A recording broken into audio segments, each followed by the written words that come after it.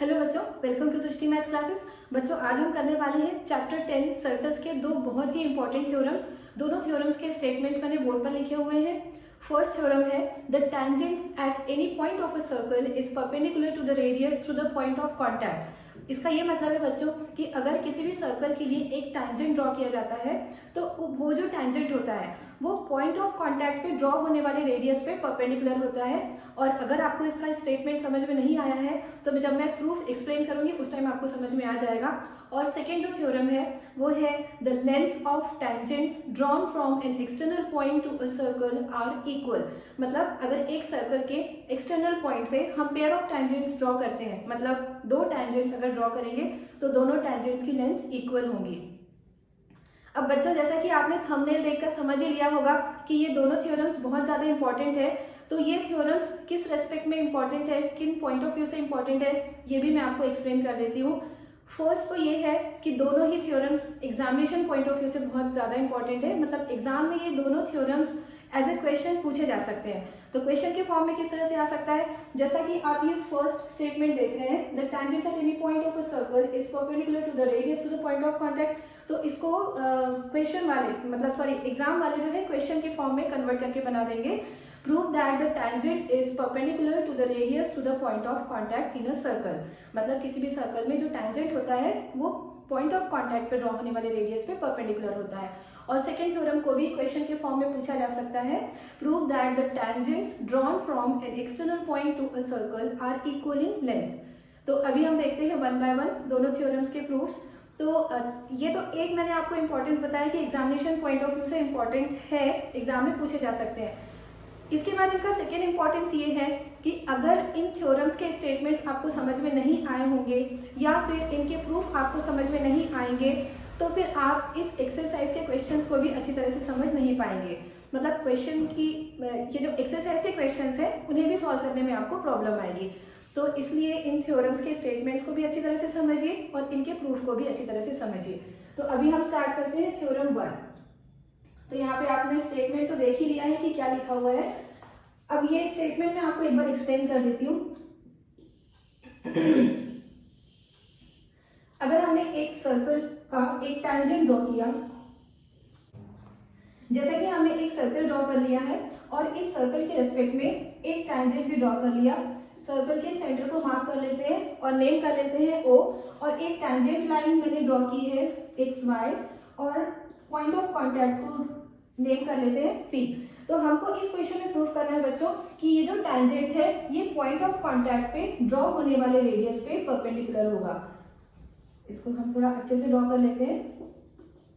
ये OP को अगर हम ज्वाइन कराते हैं तो यहाँ पर रेडियस फॉर्म होगा और हमको ये प्रूव करना है कि इन दोनों के बीच में, मतलब रेडियस OP और टेंजेंट XY के बीच में जो एंगल फॉर्म होगा वो 90 डिग्रीज होगा। तो अब देखते हैं यहाँ पे कोई भी थ्योरम का जब हम प्रूफ लिखते हैं तो हम डायरेक्ट प्रूफ स्टार्ट नहीं करते। आपको भी पता है क्योंकि 9 से ही आप ज्योमेट्री पढ़ रहे हैं। हम कुछ स्टेप्स पहले लिखते हैं। तो वो स्टेप्स क्या क्या होते हैं, सबसे पहले तो हमको लिखना होता है गिवन। गिवन के बाद जो प्रूफ करना है मतलब वो टू प्रूव वाली साइड हेडिंग आती है। और अगर कोई कंस्ट्रक्शन रिक्वायर्ड है तो कंस्ट्रक्शन करते हैं, उसके बाद ही हम प्रूफ स्टार्ट करते हैं। तो अभी हम फर्स्ट थ्योरम के लिए शुरुआत कर रहे हैं। तो सबसे पहले हम लिखेंगे गिवन। क्या गिवन है, इस डायग्राम को देखकर हमको समझ में आ रहा है। Given a circle with centre O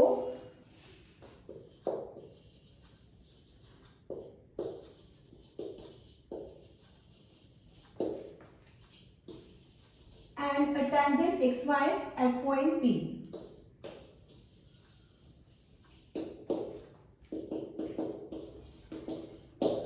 तो ये हमें गिवन है और प्रूफ क्या करना है, to prove OP is perpendicular on XY।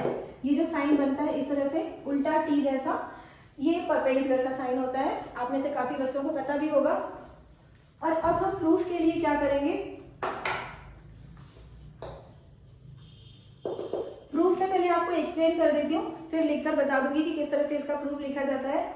तो बच्चों, इस थ्योरम के प्रूफ के लिए इस XY पर अदर देन P एक पॉइंट हम मार्क कर लेते हैं। तो यहां पर एक पॉइंट मैंने मार्क कर लिया A। टेंजेंट पे पॉइंट ऑफ कांटेक्ट के अलावा अगर हम कोई सा भी पॉइंट मार्क करते हैं तो ये जो पॉइंट होगा ये सर्कल के आउटसाइड में होगा, क्योंकि अगर ये पॉइंट सर्कल के आउटसाइड में नहीं हुआ तो आपको भी पता है अगर एक point inside of the circle हमको मिल जाए पॉइंट ऑफ कांटेक्ट के अलावा, तो ये लाइन भी टैंजेंट लाइन नहीं रहेगी बल्कि किस में कन्वर्ट हो जाएगी, सीकेंट में। सीकेंट और टैंजेंट्स ये सब क्या होते हैं मैंने लास्ट वीडियो में एक्सप्लेन किया है।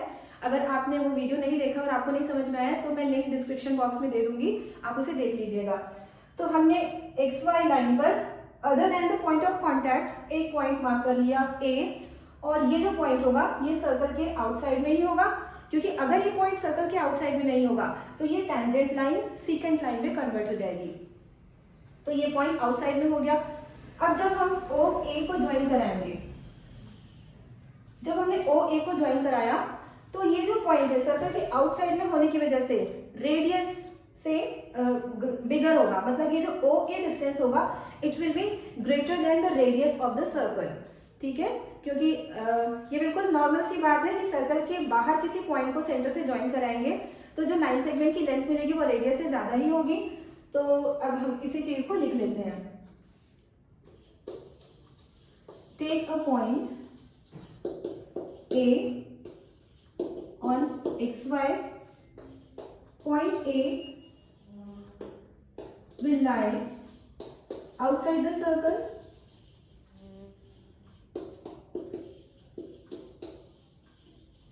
therefore OA will be greater than OP। ये जो OA सेगमेंट है ये रेडियस से बिगर होगा। तो इस तरह से अभी तो मैंने एक ही पॉइंट मार्क किया है A, और इसके लिए हमको दिखाई दे रहा है कि OA is greater than OP। अब अगर यहाँ पे हम कुछ और भी पॉइंट्स मार्क करते हैं A के अलावा कुछ और भी पॉइंट, सपोज मैंने यहाँ पे मार्क कर लिया B, C, D, और इन सब को भी अगर मैं O से ज्वाइन करा दूं तो ये सारे लाइन सेगमेंट्स भी OP से ग्रेटर ही होंगे। तो ये ऐसे आप रफली समझने के लिए देख लीजिए, OB will be greater than OP, OC will be greater than OP and OD will be greater than OP। तो हम ये देख रहे हैं कि जितने भी लाइन सेगमेंट्स हैं जो O को लाइन XY से ज्वाइन करा रहे हैं, इन सब में से सबसे छोटा लाइन सेगमेंट है OP। यहाँ आपको दिखाई दे रहा है सारे इन इक्वेशंस में ये जो हमको मिल रहे हैं यहाँ पर, ये सारे इनको हम कहते हैं इन इक्वेशन। तो इन इक्वेशंस में से OP की लेंथ हमको सबसे छोटी दिखाई दे रही है। तो अब ये OP की लेंथ अगर सबसे छोटी है तो इसका क्या मतलब होगा कि OP is perpendicular on XY। तो यहाँ पर हम लिख लेंगे of all the line segments, of all the line segments joining O to any point on XY, OP is the shortest segment।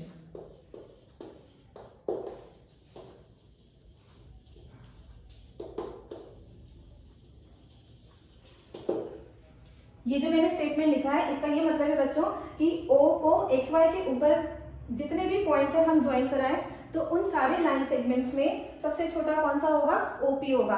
और मैंने आपको बताया ही था कि अगर हमें प्रूव करना है कि OP is perpendicular on XY तो हमको ये प्रूव करना होगा कि OP is the shortest segment which joins O to any point on the line XY। So OP is perpendicular on XY। तो इस तरह से थ्योरम 1 का प्रूफ हमने कंप्लीट कर लिया है। अब हम समझेंगे theorem 2।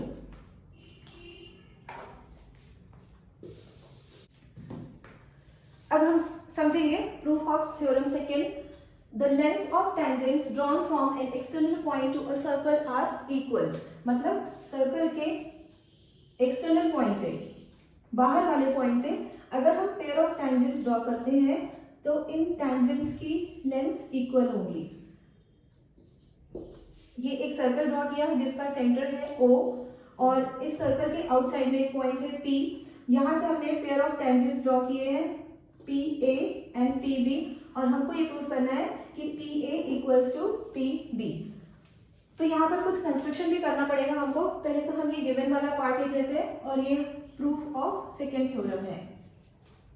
Given a circle with centre O, PA and PB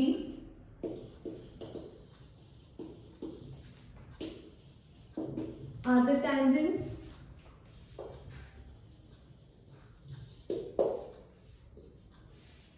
और प्रूफ क्या करना है हमको, ये जो टेंजेंट्स हैं पी ए पी बी इनकी लेंथ इक्वल है। अब यहाँ पर कंस्ट्रक्शन में क्या क्या करना है ये देखिए।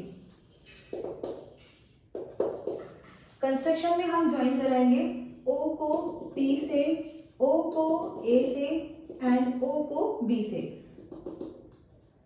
तो ये सारे सेगमेंट्स हमने ज्वाइन करा दिए। Join OA, OB and OP।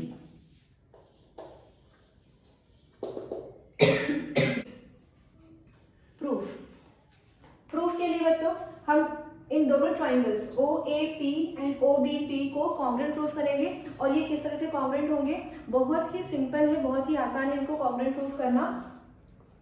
अभी अभी हमने जो थ्योरम 1 देखा था उसके हिसाब से यहाँ पर एंगल्स बनेंगे 90 degree.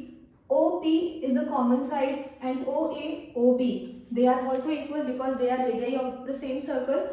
So the triangles are congruent by RHS and by CPCT PA is equal to PB। तो इस तरह से इसका प्रूफ हम कर सकते हैं। मतलब मैंने तो आपको ओरली एक्सप्लेन किया क्योंकि कॉन्ग्रुएंसी वगैरह आपने बहुत छोटी क्लास से मतलब 7 से पढ़ा है कंटिन्यू और 9 तक पढ़ते आ रहे हैं, लेकिन मैं अभी लिखकर भी आपको एक्सप्लेन कर रही हूँ।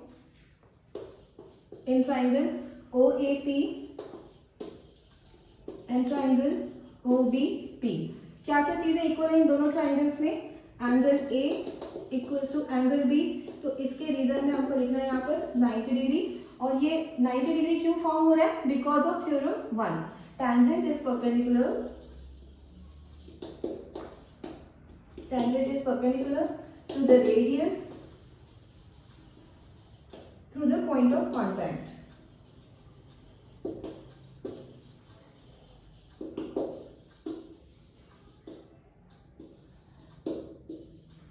ज्योमेट्री में बच्चों कोई भी स्टेटमेंट जब हम लिखते हैं तो उस स्टेटमेंट का रीजन हमको लिखना होता है और रीजन के तौर पे ज्यादातर जो प्रॉपर्टीज होती है, जो थ्योरम्स होते हैं वो ही रीजंस होते हैं। तो यहाँ पर एंगल है, एंगल बी के 90 डिग्री होने का क्या रीजन था, theorem 1 tangent is perpendicular to the radius to the point of contact. इसके बाद OP कॉमन साइड दिखाई दे रही है, तो ये क्यों इक्वल है, इसका रीजन है it is common side. And OA equals to OB. They are radii of same circle.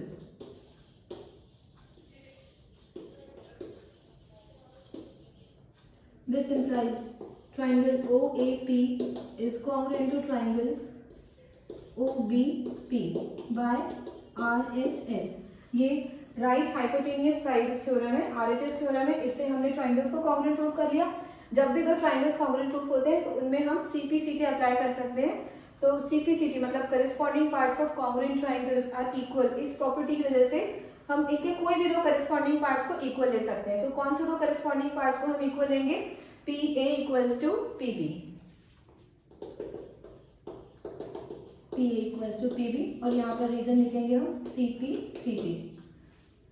तो इस तरह से थ्योरम 2 भी हमारा कंप्लीट हो गया है। और दोनों ही थ्योरम्स बच्चों बहुत ज्यादा इंपॉर्टेंट है, इनके प्रूफ तो एग्जाम में आते ही हैं। मतलब दोनों थ्योरम्स आपको क्वेश्चन के फॉर्म में पूछे जा सकते हैं और साथ ही साथ इन थ्योरम्स के स्टेटमेंट्स अगर हमको अच्छी तरह से समझ में आ गए हैं तो फिर एक्सरसाइज भी इजी लगेगी, अदरवाइज एक्सरसाइज टफ लग सकती है। इसलिए आप इनके प्रूफ को अच्छी तरह से समझिएगा और अगर नहीं समझ में आता है तो आप कमेंट सेक्शन में मेंशन जरूर करिएगा, तो मुझे भी पता चलेगा कि मैं कितनी अपनी बात को आप तक कन्वे करा सकती हूँ। और अगर मेरी टीचिंग पसंद आ रही है तो प्लीज़ वीडियो को लाइक करिएगा, अपने दोस्तों के साथ शेयर करिएगा और चैनल को सब्सक्राइब जरूर करिएगा। साथ ही में बेल आइकन को प्रेस करके और ज़रूर सिलेक्ट कर लीजिएगा। And thank you so much for watching.